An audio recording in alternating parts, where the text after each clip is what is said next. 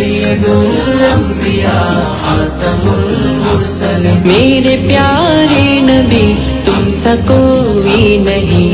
सैयदुल अंबिया खातमुल मुरसलीन। আসসালামু আলাইকুম ওয়া রাহমাতুল্লাহি ওয়া বারাকাতুহু। বিশ্বনবী সাল্লাল্লাহু আলাইহি ওয়াসাল্লামের জীবনীর আজকের 25তম পর্বে আপনাদেরকে স্বাগত জানাচ্ছি। বিগত 24তম পর্বে আমরা রাসূল সাল্লাল্লাহু আলাইহি ওয়াসাল্লামের মাতা হযরত আমেনা রাদিয়াল্লাহু তাআলা আনহার ইন্তেকাল এবং রাসূল সাল্লাল্লাহু আলাইহি ওয়াসাল্লামের দাদা আব্দুল মুত্তালিবের ইন্তেকাল এবং পরিশেষে রাসূল সাল্লাল্লাহু আলাইহি ওয়াসাল্লামের চাচা আবু তালিবের ছায়ায় আশ্রয় গ্রহণ সম্পর্কে জেনেছি। এই পর্বে আমরা জানব রাসূল সাল্লাল্লাহু আলাইহি ওয়াসাল্লামের স্বতন্ত্র বৈশিষ্ট্য, তার সিরিয়া ভ্রমণ এবং এই সমস্ত ঘটনার তাৎপর্য সম্পর্কে। যারা এখনো পর্যন্ত পূর্বের পর্বগুলো দেখেননি তারা আমাদের রাসূল সাল্লাল্লাহু আলাইহি ওয়াসাল্লামের পূর্ণ জীবনী প্লেলিস্ট থেকে না দেখা পর্বগুলো দেখে আসতে পারেন। বিশ্বনবীর স্বতন্ত্র বৈশিষ্ট্য এবং সিরিয়া ভ্রমণ। শিশু বয়স থেকে বিশ্বনবী সাল্লাল্লাহু আলাইহি ওয়াসাল্লামের চলাফেরা, কথাবার্তা, ওঠা বসা, আহার নিদ্রা ছিল অন্য সবার থেকে ভিন্ন ধরনের। সাধারণত শিশু কিশোর যেমন হয় মুহাম্মদ সাল্লাল্লাহু আলাইহি ওয়াসাল্লাম তেমন ছিলেন না। তার দিকে দৃষ্টি পড়লেই মানুষের মনে তার প্রতি একটা শ্রদ্ধাভাব জেগে উঠত। এসব দেখে তার পিতার যে সমস্ত আত্মীয় স্বজন ছিল তারা তাকে মমতার দৃষ্টিতে দেখত। এমন কোনো আচরণ তার মধ্যে কোনো একটি মুহূর্তেও প্রকাশ পেত না যে আচরণ কারো মনে কখনো বিরক্তি উৎপাদন করত। তিনি যখন কারোর সাথে হাঁটতেন তার সেই হাঁটার ভঙ্গিতেই তার সাথে আকৃষ্ট হতো। মোট কথা তিনি যাই করতেন এবং বলতেন তাই মানুষকে তার প্রতি আকৃষ্ট করত। তার মুখ থেকে কথার কোনো শব্দ বের হলেই মানুষের উপর এমন প্রভাব সৃষ্টি হতো যে সে তার প্রতি আকৃষ্ট হতো। তার এ সমস্ত বৈশিষ্ট্যের কারণে তার আব্বার, বোন এবং ভাইদের কাছে তিনি ছিলেন পরম এক রত্ন। পরিবারের সবার চোখের আলো ছিলেন তিনি। তার গোটা মুখমণ্ডল এবং দেহের অঙ্গপ্রত্যঙ্গ থেকে এক অসাধারণ ব্যক্তিত্ব প্রকাশ পেত। শিশু নবীর শোয়া এবং নিদ্রাও সাধারণ কোনো শিশু বা কিশোরের সাথে মিলত না। ঘুমের সেই অচেতন জগতে অবচেতন অবস্থাতেও তার মধ্যে স্বতন্ত্র বৈশিষ্ট্য দিবাকরণে প্রস্ফুটিত হতো।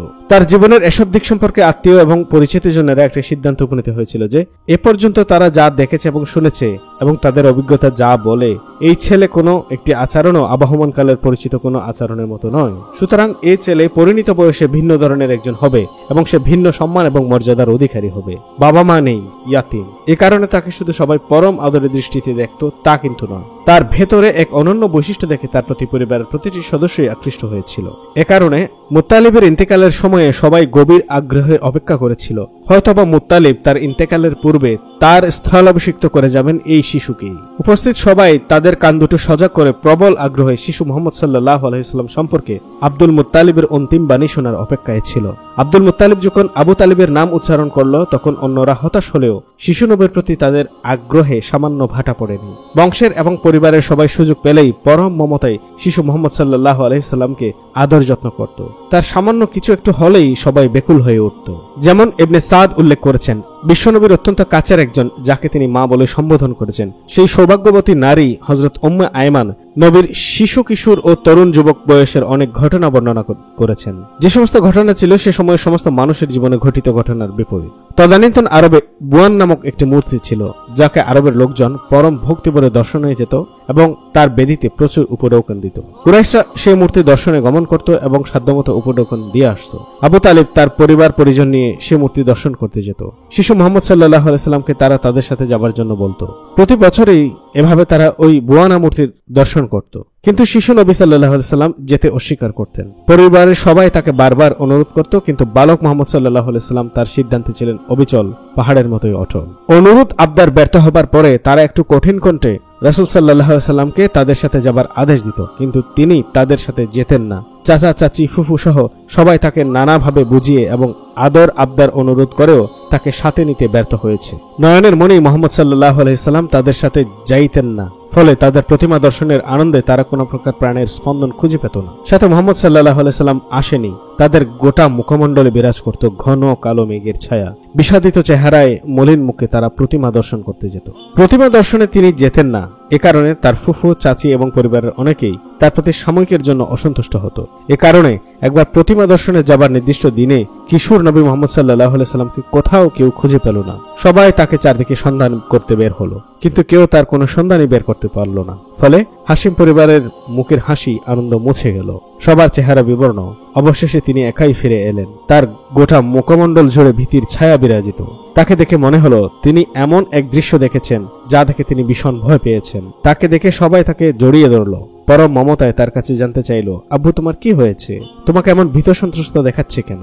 তাদের কাছে তিনি জানালেন, আমি ভীষণ ভয় পেয়েছি, আমার কোনো ক্ষতি যেন না হয়ে যায়। চাচা চাচি এবং ফুফুরা তার অদ্ভুত গুণ বৈশিষ্ট্য বর্ণনা করে তাকে সান্ত্বনা দিয়ে বলল, খোদা তোমার সাথে আছেন, কোনো প্রেতাত্মা তোমার ক্ষতি করতে পারবে না। কিশোর মোহাম্মদ সাল্লাল্লাহু আলাইহি সাল্লাম চাচা এবং ফুফুদের কাছে বললেন, আমি যখনই কোনো মূর্তির ঘরের দিকে যাই, মূর্তির সামনের দিকে যাই, তখনই এমন একজন লোককে আমার সামনে দাঁড়ানো দেখতে পাই, যিনি বিশাল দেহের অধিকারী এবং অপূর্ব সুন্দর। তিনি আমার দিকে তাকিয়ে গম্ভীর কণ্ঠে আদেশ দিচ্ছেন, মুহাম্মদ সাল্লাল্লাহু আলাইহি ওয়াসাল্লাম, খবরদার, তুমি ওই মূর্তির সামনে আসবে না, এসব মূর্তি স্পর্শ করবে না। হযরত উম্মে আয়মান বলেছেন, এদিনের পর থেকে তিনি আর কোনোদিন কোনো প্রতিমা ঘরের দিকে অগ্রসর হন। বিশ্বনবী সাল্লাল্লাহু আলাইহি সাল্লাম তার তরুণ জীবনের দুটো ঘটনা তার সাহাবাদের কাছে বর্ণনা করেছেন যে, আমি এমন দুটো কাজে অগ্রসর হয়েছিলাম যে কাজ থেকে মহান আল্লাহ আমাকে রক্ষা করেছেন।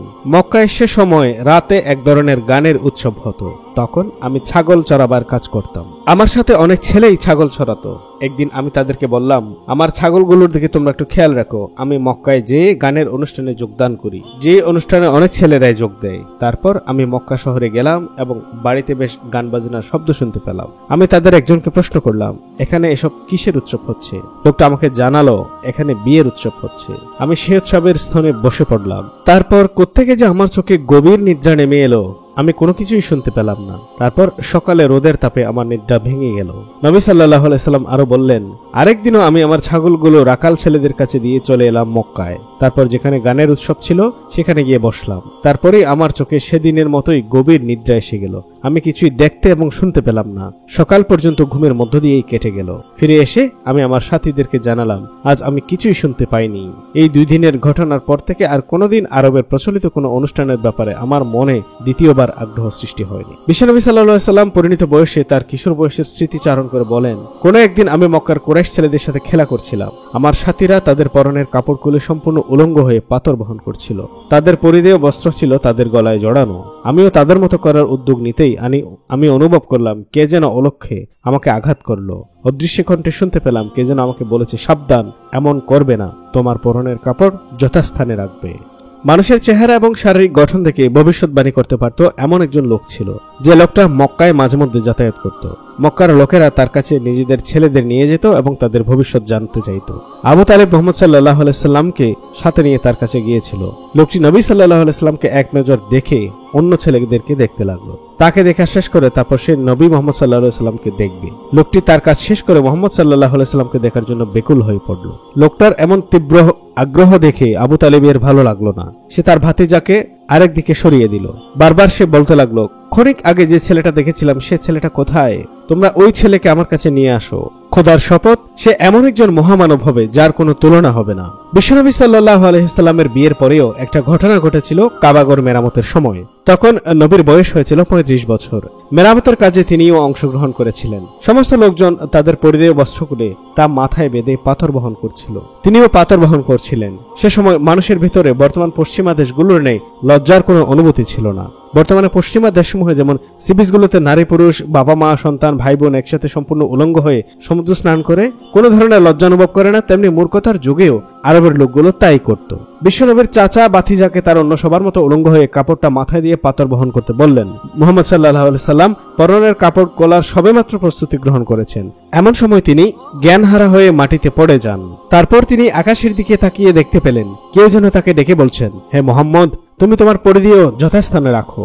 নবুয়ত লাভ করার পূর্বে আল্লাহর নবীকে আরবের মূর্তি পূজার কোনো কিছু কোনোদিন স্পর্শ করতে পারেনি। তিনি মূর্তির সামনে জবাইকৃত কোনো পশুর গোশত আহার করতেন না। এ ধরনের কোনো গোশত তার সামনে এলে তা তিনি স্পষ্ট ভাষায় খেতে অস্বীকার করতেন। কুরাইশরা প্রতিদিন রাত্রে নিদ্রা যাবার পূর্বে দুটো মূর্তির পূজা করে তারপর শয্যায় যেত। বিশ্বনবী সাল্লাল্লাহু আলাইহি সাল্লাম সেই শিশু বয়সেও কখনো এসব করেননি। পূর্বেই উল্লেখ করা হয়েছে আরবরা ব্যবসার উদ্দেশ্যে সামদেশে যাতায়াত করত। বিশ্বনবী মুহাম্মদ সাল্লাল্লাহু আলাইহি সাল্লাম সে সময় মাত্র 12 বছরের কিশোর। তার এই পৃথিবীতে তখন পরম আপনজন ছিল চাচা আবু তালেব। সেই চাচা ব্যবসা উপলক্ষে যাচ্ছেন বাণিজ্য কাফেলার সাথে শাম দেশে। সে সময়ে চাচা যাত্রা করলেন শাম দেশের দিকে। কিশোর মুহাম্মদ সাল্লাল্লাহু আলাইহি সাল্লাম ছুটে এসে তাকে দুহাতে জড়িয়ে ধরে করুণ কণ্ঠে বললেন, হে আমার চাচা যান, আপনি কার কাছে আমাকে ছেড়ে যাচ্ছেন? আমাকে কে দেখাশোনা করবে? আমার যে বাবা মা কেউ নেই। বিশ্বনবীর পবিত্র কণ্ঠ দিয়ে সে মুহূর্তে এই কথাগুলো বোধ হয় হাহাকারের মতোই বের হয়ে এসেছিল। কি মর্মস্পর্শী করুণ আবেদনে সেদিন শিশু মুহাম্মদ সাল্লাল্লাহু আলাইহি সাল্লাম ভেঙে পড়েছিলেন। দুরুক বুলক ভেদ করে বোধ হয় সেদিন সেই শিশুর মর্মদন্ত হাহাকার আল্লাহর আরশে আজিমে গিয়ে পৌঁছেছিল। আবু তালিবও নীরব থাকতে পারেনি। সে তার ভাতিজাকে জড়িয়ে ধরে বলেছিল, খোদার শপথ, আমি একে দূরে রাখবো না, একেও আমার কাছ থেকে দূরে থাকতে দেব না, তাকে আমি সাথেই রাখবো। একথা বলে সে তার ভাতিজা মুহাম্মদ সাল্লাল্লাহু আলাইহি সাল্লামকে সাথে নিল। এটাই ছিল মুহাম্মদ সাল্লাল্লাহু আলাইহি সাল্লামের জীবনের প্রথম বিদেশ যাত্রা। এই বাণিজ্য কাফেলা যখন বুশরা এসে যাত্রা বিরতি করলো, তখন সেখানের গির্জায় একজন পাদ্রী ছিল, তার নাম ছিল বাহিরা। ইসাই ধর্ম সম্পর্কে তার গভীর জ্ঞান ছিল। বাহিরা ছিল একজন নেস্টোরীয় পাদ্রী। তারা প্রচলিত খ্রিস্টবাদে বিশ্বাস করত না। খ্রিস্ট ধর্মে সে সময় বিকৃতির কারণে নানান ধরনের উদ্ভট মতবাদ সহ 3 খোদারও আবিষ্কার করা হয়ে গেছে। এই নেস্টোরীয় খ্রিস্টান সম্প্রদায় তখন যিশু প্রকৃত শিক্ষা ধরে রাখার চেষ্টা করত।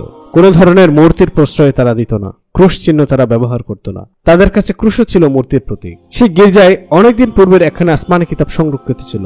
সে কিতাব অনেকে পাঠ করে খ্রিস্টানদের প্রচলিত ধর্মবিশ্বাস এবং পদ্ধতির বিপরীত শিক্ষা লাভ করত। সেই সাথে তারা শেষ নবীর আগমন সম্পর্কেও জ্ঞান লাভ করত, কারণ খ্রিস্টানরা তাদের ধর্মে বহু বছর পূর্বেই পরিবর্তন এনেছিল।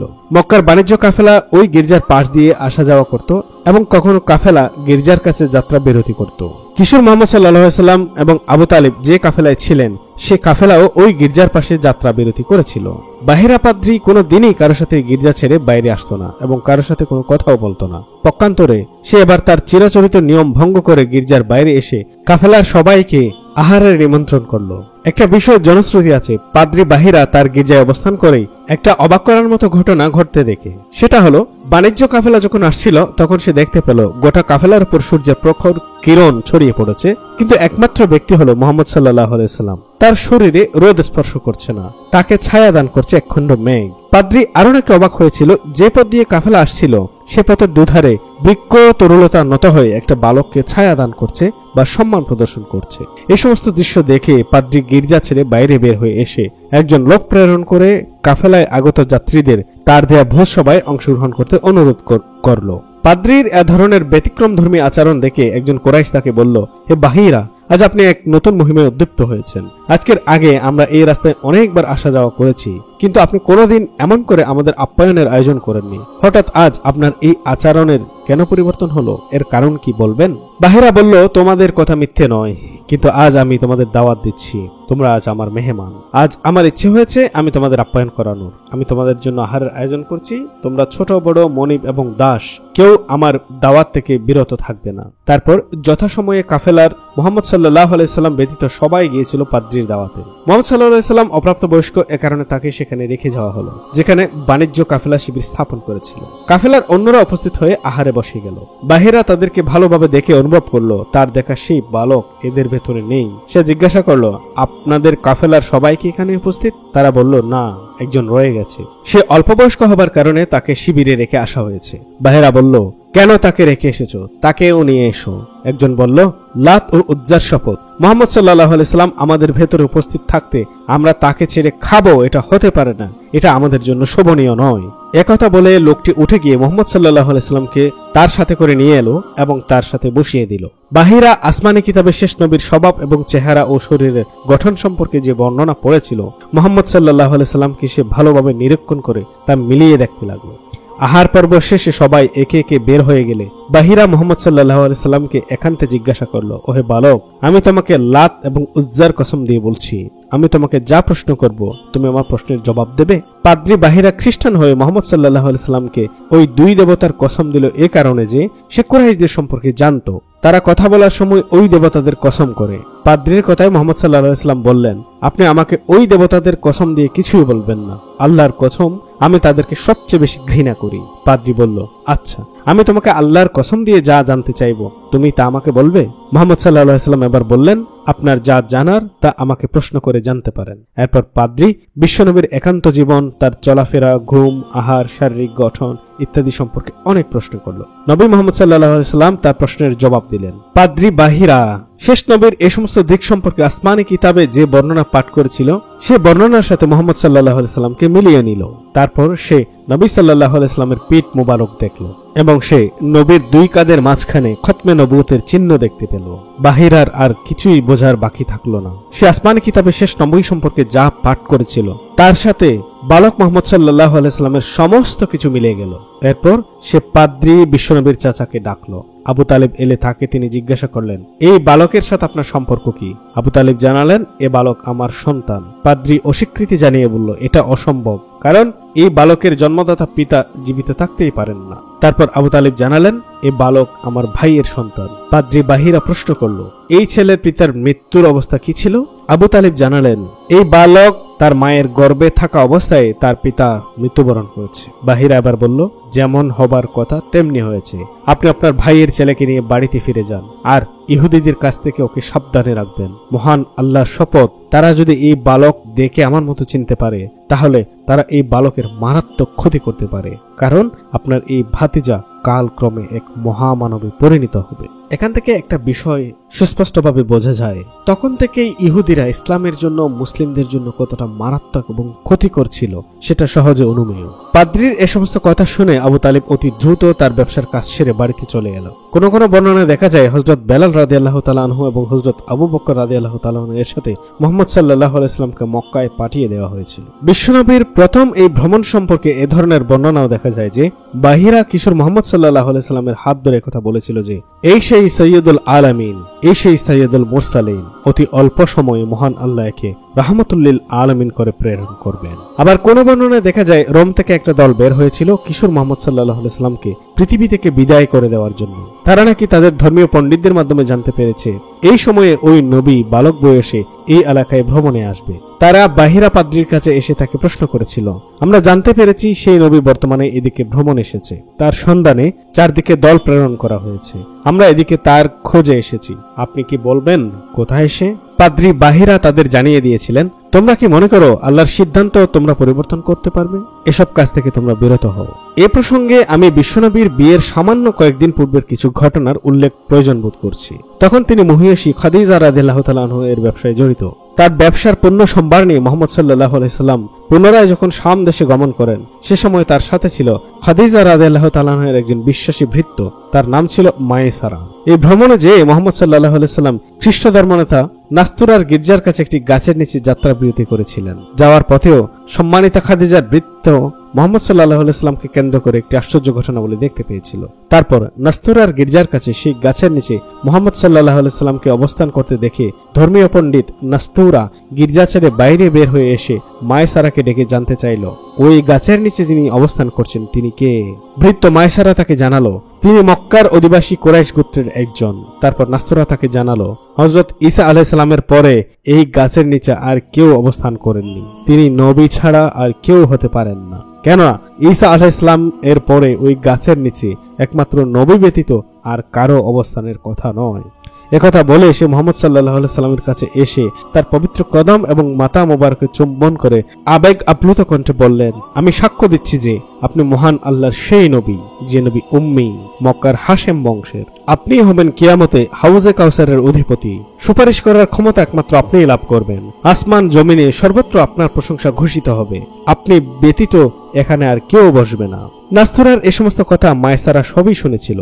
তারপর মুহাম্মদ সাল্লাল্লাহু আলাইহি সাল্লাম ব্যবসা কেন্দ্রে গেলে কোন একজনের সাথে তার ব্যবসা সম্পর্কে সামান্য মতানৈক্য হয়। এই সময় সে ব্যক্তি নবী সাল্লাল্লাহু আলাইহি সাল্লামকে মক্কার সেই মূর্তিদের শপথ করতে বললে তিনি বলেন, আমাকে ওই সমস্ত দেবতাদের শপথ করতে বলবেন না, আমি তাদের নামে কখনো শপথ করি না। একথা শুনেই ওই লোক তখন বলল, আমি আপনার কথার সাথে একমত হলাম। তারপর ওই ব্যবসায়ী লোকটি মায়েসারাকে আড়ালে ডেকে নিয়ে বলেছিল, তোমার সাথের ব্যক্তি আল্লাহর নবী, আমি তার শপথ করে বলছি যার হাতে আমার প্রাণ, তোমার সাথী হলো সেই নবী যার কথা আমরা আমাদের ধর্মীয় নেতাদের মুখে একাধিকবার শুনেছি, আমাদের ধর্মীয় নেতারা কিতাবে তার সম্পর্কে বর্ণনা করেছে। এরপর মায়েসারা দেখেছিল মুহাম্মদ সাল্লাল্লাহু আলাইহি সাল্লামের মাথার উপরে দুজন ফেরেশতা ছায়া দান করে যেন তার শরীর মোবারকে রোদ না লাগে। যেদিন তারা ব্যবসার কাজ শেষে মক্কায় ফিরে এসেছিল সে সময় ছিল বেলা দ্বিপ্রহর। সে সময়ে সম্মানিতা খাদিজা রাদিয়াল্লাহু তাআলা আনহা তার ঘরের জানালার কাছে ছিলেন। তিনি তাকিয়েছিলেন পথের দিকে, অপেক্ষা করেছিলেন মুহাম্মদ সাল্লাল্লাহু আলাইহি ওয়াসাল্লাম কখন আসবেন। হঠাৎ তার দৃষ্টিতে ধরা পড়ল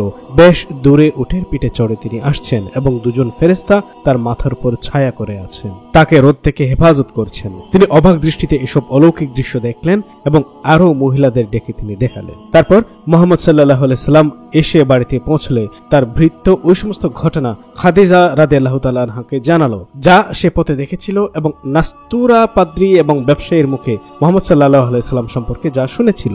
বিশ্বনবী সাল্লাল্লাহু আলাইহি ওয়াসাল্লাম এর যখন বুদ্ধির বিকাশ ঘটেছিল তখন থেকে তার জীবনে যা ঘটেছিল এই সমস্ত ঘটনা তিনি একাই শুধু অনুভব করেছিলেন তা নয়, হযরত খাদিজা সহ অন্যান্য মহিলা, চাচা আবু তালেব, ভৃত্য মায়সারা, পাদ্রী বাহিরা এবং নাস্তুরা, সিরিয়ার এক ব্যবসায়ী এবং রোমের শাসকবৃন্দ জানত মক্কার সেই হাশিম পরিবারের মুহাম্মদ সাল্লাল্লাহু আলাইহি ওয়াসাল্লাম নামের ইয়াতিম বালক হলো সেই নবী যার কথা ইতিপূর্বে আসমানী কিতাবে বর্ণনা করা হয়েছিল। তো আসুন এই সমস্ত ঘটনাগুলোর আমরা একটু বিশ্লেষণ করে দেখি। উল্লেখিত কতক ঘটনা সম্পর্কে বেশ কয়েকটি হাদিসও রয়েছে, অর্থাৎ উল্লেখিত কয়েকটি ঘটনার সমর্থনে হাদিস রয়েছে। প্রাচীন যুগের কতিপয় বিখ্যাত ইসলামী চিন্তাবিদগণ উল্লেখিত কতক ঘটনা তাদের লেখনীতে উল্লেখ করেছেন, ফলে ধারাবাহিকভাবে এই সমস্ত ঘটনা মৌখিক লেখনীর মাধ্যমে মানুষের সামনে নতুন আঙ্গিকে পরিবেশিত হচ্ছে। কিন্তু একটা বিষয় আমাদেরকে মনে রাখতে হবে যে কোনো হাদিস হোক কিংবা ইতিহাস, তা যদি কোরআনের বর্ণনার এবং তার মূল ভাবধারার বিপরীত হয় তাহলে তা গ্রহণ করা সত্যাশ্রয়ীদের কাছে অসম্ভব হয়ে দাঁড়াবে। উল্লেখিত ঘটনার পরবর্তী অদ্ভুত পরিস্থিতির সামগ্রিক ইতিহাস যদি বর্ণিত ঘটনার বিপরীত হয় তাহলে সে সমস্ত ঘটনা সত্য বলে গ্রহণ করা কষ্টকর হয়ে যায়। বাহিরা ছিলেন সে সময় অত্যন্ত একজন সৎ লোক এবং তিনি আসমানি কিতাব সম্পর্কে গভীর জ্ঞান রাখতেন, এতে কোনো সন্দেহ নেই। তিনি তার আপন সাধনা, চেষ্টা এবং অর্জিত জ্ঞানের মাধ্যমে 12 বছর বয়স্ক বিশ্বনবী সাল্লাল্লাহু আলাইহি সাল্লামের মতো অপার্থিব গুণাবলী সম্পন্ন একজন ব্যক্তিত্বকে দেখে অনেক কিছুই অনুমান করতে পারেন। বাহিরাই শুধু নয়, সে সময়ে এমন অনেকেই জানতো অতি দ্রুত একজন নবী আসবে, কিন্তু বালক মুহাম্মদ সাল্লাল্লাহু আলাইহি সাল্লাম যে সেই নবী একথা বাহিরা জানতো, এটা গ্রহণ করা কষ্টকর। তারপরে তিনি আবু তালিবকে তার ভাতিজা মুহাম্মদ সাল্লাল্লাহু আলাইহি সাল্লামকে ইহুদিদের সম্পর্কে কেন সাবধান থাকতে উপদেশ দিয়েছিলেন তা ইহুদিদের ইতিহাস পাঠ করলেই স্পষ্ট হয়ে যায়। ইতিপূর্বে আমরা আলোচনা করেছি ইহুদিদের হিংসা প্রবণতা সম্পর্কে। তিনিও সে সময় অবগত ছিলেন ইহুদিদের হিংস্রতা সম্পর্কে।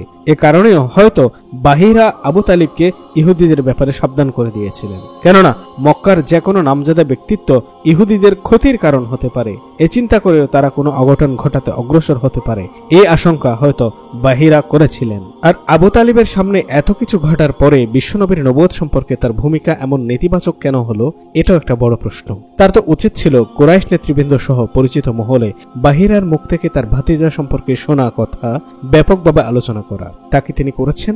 বাহিরার মুখ থেকে যদি তিনি সত্যই জেনে থাকবেন তার ভাতিজা একজন নবী হবেন, তাহলে তিনি ইসলাম গ্রহণ করলেন না কেন? বাহ্যিক দিক থেকে পরিস্থিতির কারণে তিনি অসুবিধা অনুভব করলেও মৃত্যুর সময় কাউকে না জানিয়ে একা বিশ্বনবীকেও তিনি কালেমা পাঠের কথা জানাতে পারতেন না। আবু তালিব বাহিরার মুখ থেকে এসব কথা শোনার পরে হযরত বিলাল এবং আবু বকরের মাধ্যমে নিরাপত্তার জন্য মুহাম্মদ সাল্লাল্লাহু আলাইহি সাল্লামকে মক্কায় প্রেরণ করেন। ইতিহাস সাক্ষী সে সময় হযরত বেলালের বয়স ছিল একেবারে শিশু। ইতিহাসে দেখা যায় হযরত বিলালের পিতা রাবাহ এবং মাতা হুমামা ছিল কুরাইশের বনি জুমা বংশের গোলাম। হযরত বিলাল বিশ্বনবীর নবুয়ত লাভের প্রায় 28 বছর পূর্বে মক্কায় জন্মগ্রহণ করেন। বাহিরার কথোপকথনের ঘটনা ঘটেছিল বিশ্বনবীর 12 বছর বয়সের সময়। তাহলে দেখা যাচ্ছে হযরত বেলাল রাদিয়াল্লাহু তাআলা আনহু ছিলেন নবী সাল্লাল্লাহু আলাইহি সাল্লাম থেকে বয়সে প্রায় 12 বছরের ছোট, এবং উল্লেখিত ঘটনার সময়ে বেলাল রাদিয়াল্লাহু তাআলা আনহু ছিলেন দুধের শিশু। আবু তালিবের পক্ষে ভাতিজা মুহাম্মদ সাল্লাল্লাহু আলাইহি সাল্লামকে বাহিরার কথা শুনে বিলালের সাথে মক্কায় প্রেরণের প্রশ্নই ওঠেন। হযরত আবু বকর রাদিয়াল্লাহু তাআলা আনহু ছিলেন বিশ্বনবী সাল্লাল্লাহু আলাইহি সাল্লামের থেকে বয়সে প্রায় 2 বছরের ছোট।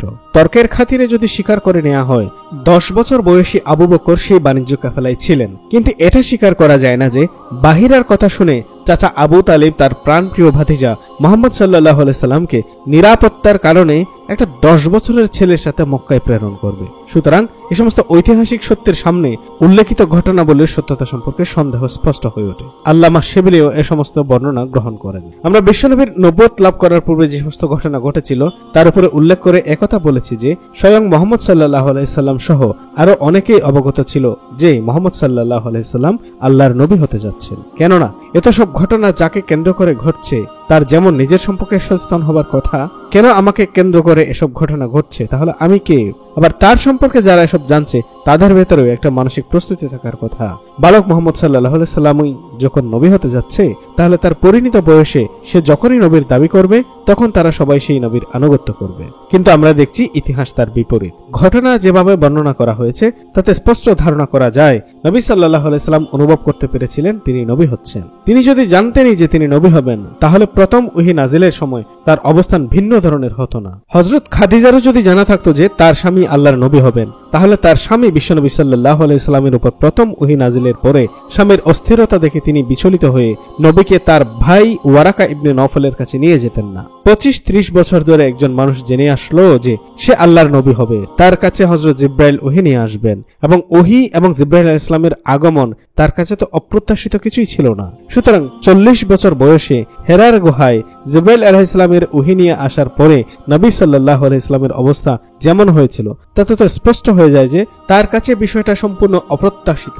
হযরত খাদিজা রাদিয়াল্লাহু তাআলা আনহা বিয়ের সময় থেকে যদি জানতেন যে তার স্বামী নবী হবেন, তাহলে তিনি দীর্ঘ 15 বছর ধরে যা জেনে এলেন, অর্থাৎ তার সাথে বিয়ের 15 বছর পরে নবী সাল্লাল্লাহু আলাইহি সাল্লামের কাছে জিব্রাইল আলাইহিস সালাম এলেন। তিনি জানতেন তার স্বামীর কাছে আল্লাহর ফেরেশতা আসবেন ওহী নিয়ে। সুতরাং তার তো মানসিক প্রস্তুতি থাকার কথা। পক্ষান্তরে প্রকৃত ঘটনা বলে দেয় তার সে ধরনের কোনো ধারণাই ছিল না। মক্কার কুরাইশরা যদি জানতই তাদের ভেতরে যে মানুষটা এই দীর্ঘ 40 বছর জীবন অতিবাহিত করলো সে আল্লাহর নবী হবে, তার কাছে ফেরেশতা আসবে, তার কাছে ওহী নাজিল হবে, এটা ছিল তাদের কাছে প্রত্যাশিত। পক্ষান্তরে মুহাম্মদ সাল্লাল্লাহু আলাইহি সাল্লাম নিজেকে নবী বলে ঘোষণা দান করার পরে যে পরিস্থিতির উদ্ভব হয়েছিল তাতে কি ধারণা করা যায় কুরাইশদের কাছে মুহাম্মদ সাল্লাল্লাহু আলাইহি সাল্লাম নবী হওয়া এটা তাদের কাছে প্রত্যাশিত ছিল?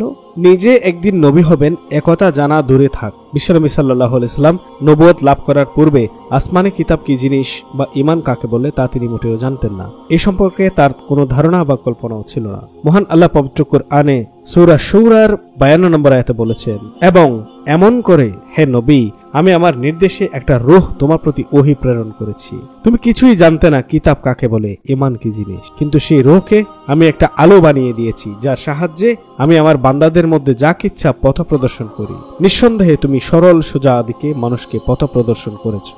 সূরা শুরা আয়াত 52। পবিত্র কুরআনের সূরা কাসাসে মহান আল্লাহ স্পষ্ট করে দিয়েছেন মুহাম্মদ সাল্লাল্লাহু আলাইহি সাল্লাম সামান্যতম ধারণা করেননি তার উপর ওহী নাজিল হবে, এজন্য তিনি অপেক্ষার প্রহরও গুনেননি। আল্লাহ তাআলা বলেন, তুমি তো কখনো এই আশায় অপেক্ষা করোনি যে তোমার উপর কিতাব অবতীর্ণ হবে, এটা শুধুমাত্র তোমার আল্লাহর অনুগ্রহ, সুতরাং তুমি কাফেরদের সাহায্যকারী হবে না। সূরা কাসাস আয়াত নম্বর 86। সূরা শুরার আয়াতে রূহ বলতে পৃথিবীতে এবং আখিরাতের সমস্ত জ্ঞানকে বোঝানো হয়েছে। মহান আল্লাহ তার নবীকে বিশ্বনবী হবার উপযোগী জ্ঞান দান করেছিলেন। সূরা কাসাসের বর্ণনায় প্রমাণিত হলো মুহাম্মদ সাল্লাল্লাহু আলাইহি সাল্লাম কখনো কল্পনা করেননি তার প্রতি ওহী অবতীর্ণ করা হবে। ইতিপূর্বে আমরা উল্লেখ করে এসেছি যে কোন হাদিস হোক বা ইতিহাস হোক না কেন, তা যদি কোরআনের বর্ণনার এবং তার মূল ভাবধারার বিপরীত হয় তাহলে তা গ্রহণ করা সত্যাশ্রয়ীদের কাছে অসম্ভব হয়ে দাঁড়াবে। উল্লেখিত ঘটনার পরবর্তী উদ্ভূত পরিস্থিতির সামগ্রিক ইতিহাস যদি বর্ণিত ঘটনার বিপরীত, তাহলে সে সমস্ত ঘটনা সত্য বলে গ্রহণ করা কষ্টকর হয়ে যায়। উল্লেখিত নানান ধরনের ঘটনাবলী সম্পর্কে যে দুই একটা হাদিস রয়েছে, সেসব হাদিস বর্ণনাকারীদের সম্পর্কে প্রথম যুগের আলেমদের ভেতরেই সন্দেহ ছিল। তারা অনেকেই পাদ্রী বাহিরার ঘটনা গ্রহণ করেননি। আল্লামা যাহাবী বলেছেন, আব্দুর রহমান পরিত্যাজ্য হাদিস বর্ণনা করত, বিশেষ করে পাদ্রী বাহিরার ঘটনা। আমি এসব হাদিসের কোন কোন ঘটনাকে সকপল কল্পিত মিথ্যা এবং বানানো হাদিস বলে মনে করি। ভ্রান্তির বেড়াজালে ইউরোপীয় পণ্ডিতগণ বিশ্বনবী সাল্লাল্লাহু আলাইহি সাল্লামের নবুয়ত পূর্ববর্তী নানা ঘটনাকে কেন্দ্র করে বিভিন্ন ধরনের মুখরোচক কাহিনী রচিত হয়েছে। মুসলিম ধর্মীয় নেতৃবৃন্দ এই সমস্ত কাহিনী রচনা করেছেন, আর যাদের চিন্তার গভীরতা অতি অল্প তারাই এই সমস্ত ঘটনাকে কোনরূপ চিন্তা গবেষণা ব্যতীত প্রশ্রয় দিয়েছেন। তিরমিজি শরীফে যে হাদিসটিতে ওই ঘটনা সম্পর্কে বর্ণনা করা হয়েছে, সে হাদিসের বর্ণনাকারী হলেন আব্দুর রহমান ইবনে গাজওয়ান। তার সম্পর্কে হাদিস গবেষকদের ধারণা উত্তম নয়। বিখ্যাত মনীষীগণ তার সম্পর্কে বিভিন্ন ধরনের অভিযোগ করেছেন। এই হাদিসের সর্বশেষ বর্ণনাকারী হলেন আবু মুসা আশআরী রাদিয়াল্লাহু তাআলা আনহু, কিন্তু তিনি তার বর্ণনায় ঊর্ধ্বতন বর্ণনাকারীদের নাম উল্লেখ করেননি। আল্লামা শিবলি তাবাকাতে ইবনে সাআদে এ সম্পর্কে যে বর্ণনা এসেছে নানা দুর্বলতার কারণে সেটাকে পরিত্যাজ্য বলেছেন। বিশ্বনবী সাল্লাল্লাহু আলাইহি সাল্লামের যখন 12 বছর বয়স, সে সময় তিনি গিয়েছিলেন তার চাচার সাথে শাম দেশে। বাহিরা সম্পর্কে যে ঘটনা বর্ণনা করা হয়, সে ঘটনা নাকি এ সময়ে আবু তালিবের উপস্থিতিতে ঘটেছিল। আর এই ঘটনাকে কেন্দ্র করে ইউরোপের ঐতিহাসিক তথাকথিত পণ্ডিতগণ গোটা নবুয়তকে বাতিল করে ছেড়েছেন। ঘটনার সত্যতা প্রমাণের জন্য তারা তিরমিজি শরীফে বর্ণিত ওই হাদিসটিকে স্তম্ভ হিসেবে দাঁড় করিয়েছেন। তাদের বক্তব্যের একমাত্র সম্বল যেন সেই হাদিসটি, অথচ সেই হাদিসটি হাদিস শাস্ত্রের মানদণ্ডে উত্তীর্ণ কিনা সেদিকে দৃষ্টি দেওয়ার তারা কোনো প্রয়োজনই অনুভব করেনি। পণ্ডিত মার্গোলিয়াত তার মুহাম্মদ নামক গ্রন্থে বিশ্বনবী সম্পর্কে অত্যন্ত আপত্তিজনক আলোচনা করেছেন। তার মন্তব্যের পক্ষে তিনি কোনো জোরালো যুক্তি পেশ করতে পারেননি। তিনি তার গ্রন্থে বলেছেন, পাদ্রী বাহিরা মুহাম্মদ সাল্লাল্লাহু আলাইহি সাল্লামকে যে শিক্ষা দান করেছিলেন তাই তিনি পরবর্তীতে ইসলামের নামে পেশ করেছেন। একই মন্তব্য করেছেন স্যার উইলিয়াম মুর তার লাইফ অফ মুহাম্মদ নামক গ্রন্থে। এবং মুহাম্মদ সাল্লাল্লাহু আলাইহি সাল্লাম যে মূর্তি পূজাকে ঘৃণা করতেন এর কারণ হলো তার সিরিয়া ভ্রমণ বলে তিনি তার গ্রন্থে উল্লেখ করেছেন। তথাকথিত অন্য পণ্ডিত ড্রেপার সাহেব তো আরো অগ্রসর হয়ে বলেছেন, পাদ্রী বাহিরা বসরার ধর্ম প্রতিষ্ঠান থেকে মুহাম্মদ সাল্লাল্লাহু আলাইহি সাল্লামকে নাস্তুরীয় মতবাদ শিক্ষা দিয়েছিলেন। তিনি তার শিক্ষক বাহিরার ধর্মীয় দর্শনে নিজেকে বিলীন করে দিয়েছিলেন। মুহাম্মদের কর্মতৎপরতা দেখে তা স্পষ্ট হয়ে যায় যে নাস্তুরী ধর্মবিশ্বাস মুহাম্মদ সাল্লাল্লাহু আলাইহি সাল্লামের অস্তিত্বের সাথে মিশে গিয়েছিল। আসলে ইউরোপীয় লেখকগণদের এই সমস্ত কথাবার্তা অত্যন্ত হাস্যকর, সত্য ইতিহাসের মানদণ্ডে সম্পূর্ণরূপে পরিত্যাজ্য। এ সমস্ত খ্রিস্টান লেখকদের ধারণা হলো মুহাম্মদ সাল্লাল্লাহু আলাইহি সাল্লামকে পাদ্রী বাহিরা ধর্ম সম্পর্কে শিক্ষাদান করেছিল এবং সেই ধর্মীয় দর্শন ছিল নাস্তুরীয় দর্শন এবং এটা ছিল খ্রিস্টীয় মতবাদের স্পষ্ট বিজয়। মুহাম্মদ সাল্লাল্লাহু আলাইহি সাল্লামের যে মূর্তির প্রতি অনীহা ছিল তার কারণ হলো বাহিরা যে কারণে মূর্তিকে ঘৃণা করত, মুহাম্মদ সাল্লাল্লাহু আলাইহি সাল্লাম তার শিষ্য ছিলেন, এজন্য তিনি মূর্তিকে ঘৃণা দৃষ্টিতে দেখতেন। বাহ, কত সুন্দর অপকৌশল!